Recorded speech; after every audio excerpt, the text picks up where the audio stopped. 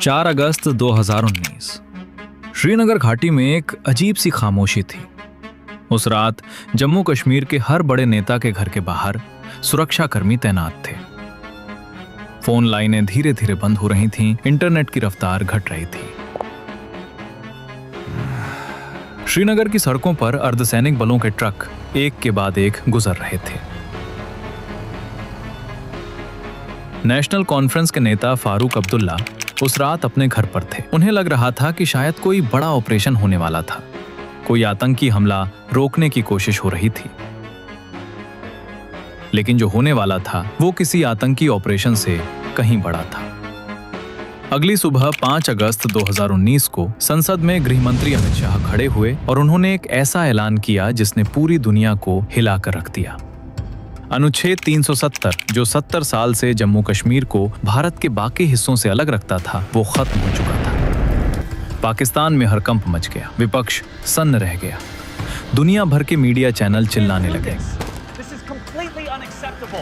लेकिन दोस्तों, जो देखा वो सिर्फ एक झलक थी। असली कहानी उससे 5 साल पहले शुरू हुई थी। उन गलियों में जहां कोई कैमरा नहीं था, उन कमरों में जहां कोई माइक नहीं था, और उस एक शख्स के दिमाग में जिसने ये पूरा खेल बिना किसी को बताए खेला। उस शख्स का नाम था अजीत कुमार डोभाल। सन 1989। कश्मीर घाटी आतंक से जल रही थी। पाकिस्तान की खुफिया एजेंसी ISI ने एक ऐसी चाल चली जिसने पूरी घाटी की रंगत बदल दी। हजारों कश्मीरी युवाओं को सरहद पार ले जाया गया, उन्हें हथियार दिए गए, उन्हें भारत के खिलाफ लड़ने के लिए तैयार किया गया। कश्मीरी पंडितों को रातों रात घर छोड़ना पड़ा, सैकड़ों बेगुनाह मारे गए। घाटी की हर गली में मौत का साया था। उस वक्त इंटेलिजेंस ब्यूरो IB के एक सीनियर अधिकारी दिल्ली में बैठकर ये सब देख रहे थे। अजीत डोभाल। वो भली भांति समझते थे कि कश्मीर की असली बीमारी सिर्फ आतंकवाद नहीं, बल्कि अनुच्छेद 370 है। ये वो कानूनी कवच था जिसकी आड़ में पाकिस्तान दशकों से अपना स्लीपर सेल और प्रोपेगेंडा नेटवर्क चला रहा था। अलग झंडा, अलग संविधान। इसने एक ऐसी जमीन तैयार कर दी थी जहां अलगाववाद की जड़ें मजबूत हो रही थी। डोभाल जानते थे कि 370 के रहते कश्मीर का दर्द कभी खत्म नहीं होगा, लेकिन उस दौर में ये महज एक दूर का सपना था। 2014 भारत की राजनीति में बड़ा बदलाव आया। नरेंद्र मोदी देश के प्रधानमंत्री बने और उनका पहला सबसे कड़ा फैसला था अजीत डोभाल को राष्ट्रीय सुरक्षा सलाहकार NSA नियुक्त करना। जब डोभाल साउथ ब्लॉक के उस दफ्तर में पहली बार बैठे तो उनके सामने फाइलों का अंबार था। पाकिस्तान की हर हरकत का रिकॉर्ड, कश्मीर के हर जिले की रिपोर्ट, आतंकी संगठनों के नेटवर्क के नक्शे। डोभाल ने एक एक फाइल पढ़ी और जो पढ़ा उसने उनके भीतर एक निर्णय पक्का कर दिया। कश्मीर को बदलना है जड़ से। लेकिन डोभाल ये भी जानते थे कि ये काम रातों रात नहीं होगा। इसके लिए चाहिए होगी धैर्य की एक लंबी लड़ाई। उसी दिन से शुरू हुआ एक ऑपरेशन जिसका कोई नाम नहीं था। 2015 से 2018 के बीच डोभाल ने सबसे पहला काम किया कश्मीर के असली हालात को समझना। वो खुद श्रीनगर जाते, लेकिन सरकारी काफिले में नहीं, बिना बड़े प्रोटोकॉल के। कभी एक छोटी गाड़ी में, कभी हेलीकॉप्टर से किसी दूर दराज जिले में उतर जाते।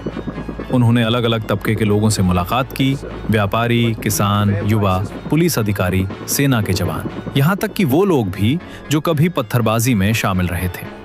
डोभाल जानते थे कि कश्मीर की समस्या सिर्फ पाकिस्तान नहीं है। असली समस्या है वो नैरेटिव, वो कहानी जो दशकों से घाटी के युवाओं के दिमाग में बैठाई गई थी कि कश्मीर भारत का हिस्सा नहीं है, कि भारत कश्मीरियों का दुश्मन है, कि आजादी सिर्फ बंदूक से मिलती है। इस नैरेटिव को तोड़ना था। डोभाल ने एक के बाद एक कदम उठाए। पहला कदम आर्थिक। कश्मीर में विकास परियोजनाएं तेज की गईं, सड़कें बनी, रोजगार के अवसर बढ़े, घाटी के युवाओं को मुख्य धारा से जोड़ने की कोशिश हुई। दूसरा कदम खुफिया। IB और रॉ के नेटवर्क को कश्मीर में और मजबूत किया गया। हर आतंकी संगठन के हर छोटे बड़े नेता पर नजर रखी जाने लगी। तीसरा कदम सबसे जरूरी, अलगाववादी नेताओं की फंडिंग काटना। ये वो काम था जो किसी ने पहले करने की हिम्मत नहीं की थी। सालों से हुर्रियत कॉन्फ्रेंस और दूसरे अलगाववादी संगठनों को पाकिस्तान से करोड़ों रुपए मिलते थे। ये पैसा हवाला के जरिए आता था। इसी पैसे से पत्थरबाजों को हायर किया जाता था। इसी पैसे से घाटी में अशांति का माहौल बनाया जाता था। डोभाल ने NIA और ED को आदेश दिया, इस पूरे नेटवर्क की जड़ काटो। और 2017 से 18 में जो हुआ उसने अलगाववादी नेताओं की रातों की नींद उड़ा दी। एक के बाद एक छापे, हवाला नेटवर्क का भंडाफोड़, पैसों के लेन देन के सबूत, गिरफ्तारियां। वो ढांचा जो दशकों में खड़ा हुआ था धीरे धीरे टूटने लगा। 2018 के अंत में दिल्ली में एक ऐसी टॉप सीक्रेट मीटिंग हुई जिसका ब्यौरा आज भी पूरी तरह सार्वजनिक नहीं है। कमरे में सिर्फ 3 लोग थे, प्रधानमंत्री मोदी, गृह मंत्री अमित शाह और NSA अजीत डोभाल। डोभाल ने एक मोटी फाइल मोदी जी को देते हुए कहा, सर, इस फाइल में मेरी पिछले 4 साल की मेहनत का निचोड़ है। कश्मीर में अलगाववादियों की कमजोर हुई पकड़, आतंकी फंडिंग नेटवर्क की तबाही, सुरक्षा बलों की मजबूत हुई स्थिति और सबसे अहम जमीनी हकीकत। डोभाल ने कहा, सर, वक्त आ गया है। मोदी ने फाइल बंद की, अमित शाह की तरफ देखा और कहा, योजना बनाओ। लेकिन इस योजना में सबसे बड़ी चुनौती थी गोपनीयता।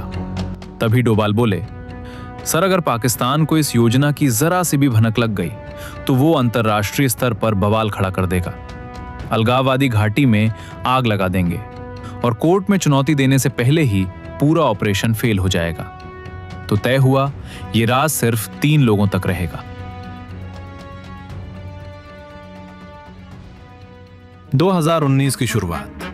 अमित शाह और उनकी टीम ने एक काम शुरू किया जो शायद भारत के इतिहास का सबसे जटिल कानूनी काम था। अनुच्छेद 370 हटाना आसान नहीं था। संविधान के जानकार कहते थे कि ये नामुमकिन है, कि इसके लिए संविधान संशोधन चाहिए, कि इसके लिए कश्मीर की विधानसभा की मंजूरी चाहिए, कि दुनिया इसे नहीं मानेगी। लेकिन अमित शाह की टीम ने संविधान की हर एक पंक्ति पढ़ी, हर एक कोण से सोचा और एक रास्ता निकाला। अनुच्छेद 370 की एक खास धारा के तहत राष्ट्रपति एक आदेश जारी कर सकते हैं। अगर राज्य में राष्ट्रपति शासन हो तो राज्य विधानसभा की जगह संसद काम कर सकती है। जम्मू कश्मीर में उस वक्त 2018 से ही राष्ट्रपति शासन लागू था, यानी रास्ता साफ था। लेकिन इस रास्ते पर चलने के लिए संसद में 2/3 बहुमत चाहिए था। राज्यसभा में भाजपा के पास वो बहुमत नहीं था। यहाँ डोभाल का अगला दांव आया। उन्होंने हर छोटे बड़े दल के नेताओं से गुपचुप बातचीत शुरू की। किसे क्या चाहिए, किसके क्या तर्क हैं, किसे कैसे मनाया जाए। महीनों की मेहनत, हर एक वोट का हिसाब। जुलाई 2019 तक संख्या पूरी हो चुकी थी। जुलाई 2019 श्रीनगर में कुछ अजीब हो रहा था। केंद्र सरकार ने अचानक कश्मीर में अतिरिक्त अर्धसैनिक बलों की तैनाती का आदेश दिया। 50,000 से ज्यादा जवान भेजे गए। सरकार ने कहा, अमरनाथ यात्रा के कारण सुरक्षा बढ़ाई जा रही है। कश्मीर के नेताओं को यकीन हो गया, आतंकी हमले की आशंका है। तभी एक और कदम उठाया गया। घाटी में तैनात अमरनाथ यात्रियों और पर्यटकों को वापस जाने की सलाह दी गई। कहा गया कि खतरा है, लेकिन ये सब एक सोची समझी चाल थी। डोभाल ये सुनिश्चित करना चाहते थे कि 5 अगस्त को जब फैसला होगा, घाटी में किसी तरह की हिंसा ना हो, पर्यटक और तीर्थयात्री सुरक्षित रहें और सुरक्षा बल पूरी तरह तैयार रहें। 3 अगस्त 2019 दिल्ली में आधी रात को कुछ फाइलें तैयार हो रही थी। कश्मीर के बड़े नेताओं को नजरबंद करने के वारंट, फोन लाइनें काटने के आदेश, इंटरनेट बंद करने की तैयारी। ये सब एक साथ होना था, एक ही वक्त पर, ताकि कोई अफवाह न फैले, कोई प्रतिरोध ना हो। 4 अगस्त की रात श्रीनगर में नेशनल कॉन्फ्रेंस के नेता फारूक अब्दुल्ला को उनके घर पर नजरबंद कर दिया गया। पीपल्स डेमोक्रेटिक पार्टी की नेता महबूबा मुफ्ती को उनके आवास पर रोक दिया गया। एक के बाद एक घाटी के हर बड़े राजनीतिक चेहरे को उसी रात घर में बंद कर दिया गया। फोन लाइनें काट दी गईं, इंटरनेट बंद हो गया। श्रीनगर की सड़कों पर CRPF के जवान हर चौराहे पर खड़े हो गए। घाटी में पूरी तरह सन्नाटा छा गया और उसी सन्नाटे के बीच दिल्ली में एक ऐसा फैसला होने वाला था जो 70 साल का इंतजार खत्म कर देगा। 5 अगस्त 2019 सुबह 11 बजे संसद का उच्च सदन राज्यसभा। गृह मंत्री अमित शाह खड़े हुए। पूरा सदन स्तब्ध था, किसी को कुछ पता नहीं था। अमित शाह ने कहा, माननीय सभापति जी, मैं राष्ट्रपति के आदेश के जरिए अनुच्छेद 370 की सभी धाराओं को समाप्त करने का प्रस्ताव रखता हूं। एक पल के लिए पूरी संसद में खामोशी छा गई। फिर भाजपा सांसदों की तरफ से तालियों की गड़गड़ाहट और विपक्ष की ओर से चीख, शोर, हंगामा। लेकिन नंबर पहले से तय थे। वोटिंग हुई, प्रस्ताव पास हो गया। अनुच्छेद 370 जो 70 साल से था, खत्म हो चुका था।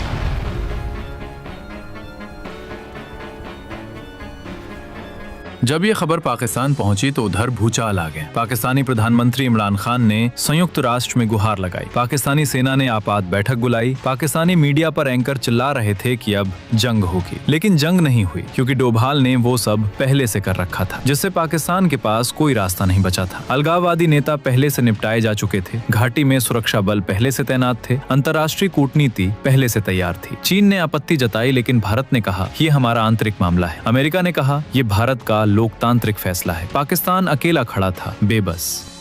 पाकिस्तान को उम्मीद थी कि कश्मीर में आग लग जाएगी, लोग सड़कों पर उतरेंगे, हिंसा होगी, भारत सरकार को पीछे हटना पड़ेगा, लेकिन ऐसा नहीं हुआ। श्रीनगर में धीरे धीरे पाबंदियां हटी, लोग घरों से बाहर निकले, बाजार खुले। हाँ, शुरुआती कुछ हफ्ते तनाव रहा, इंटरनेट बंद रहा, लोगों में नाराजगी थी, लेकिन वो बड़ी हिंसा जिसकी पाकिस्तान को उम्मीद थी वो नहीं हुई, क्योंकि डोभाल ने पिछले 5 साल में वो जमीन तैयार की थी। अलगाववादियों की पकड़ ढीली थी, आतंकी नेटवर्क की फंडिंग काटी जा चुकी थी, और सबसे जरूरी, घाटी के आम लोग वो दशकों की हिंसा से थक से चुके थे। अब वो चाहते थे कि उनके बच्चे स्कूल जाएं, दुकानें चलें और उनकी जिंदगी आगे बढ़े। 2019 के बाद जम्मू कश्मीर में कुछ ऐसा हुआ जो पहले नहीं हुआ था। पहली बार कश्मीर में देश के बाकी राज्यों की तरह पंचायत चुनाव हुए और रिकॉर्ड मतदान हुआ। पहली बार कश्मीर में वो कानून लागू हुए जो देश के बाकी हिस्सों में थे। RTI, आरक्षण, महिला अधिकार। पहली बार बाहर से लोग कश्मीर में जमीन खरीद सकते थे, निवेश कर सकते थे, और हर साल घाटी में पर्यटकों की संख्या रिकॉर्ड तोड़ने लगी। 2024 में जम्मू कश्मीर में विधानसभा चुनाव हुए। दशकों बाद कश्मीर के लोग उत्साह से वोट देने निकले। दोस्तों, ये सिर्फ एक राजनीतिक फैसले की कहानी नहीं है, ये उस आदमी की कहानी है जो दशकों पहले एक रिक्शे पे बैठ के अमृतसर की गलियों में घूमा था, जो मिजोरम में जंगलों में गया था, जो पाकिस्तान में 7 साल रहा था। अजीत डोभाल ने एक बात अपनी जिंदगी में सीखी थी, असली जंग कभी सिर्फ बंदूक से नहीं जीती जाती, असली जंग जीती जाती है दिमाग से, धैर्य से, सही वक्त का इंतजार करके। 1989 में जब कश्मीर जल रहा था, डोभाल ने तय किया था कि एक दिन ये बदलेगा। 2019 में वो बदलाव हुआ। 30 साल की प्रतीक्षा, 5 साल की गुपचुप तैयारी और एक ऐसा मास्टर स्ट्रोक जो दुनिया ने नहीं देखा था। दोस्तों, अगर ये वीडियो आपको पसंद आई हो तो इस वीडियो को एक लाइक जरूर करें और चैनल को सब्सक्राइब करें, क्योंकि हम हर हफ्ते ऐसी ही वीडियो लेकर आते हैं जो आपको कहीं और नहीं मिलेंगी। तब तक के लिए जय हिंद, जय भारत।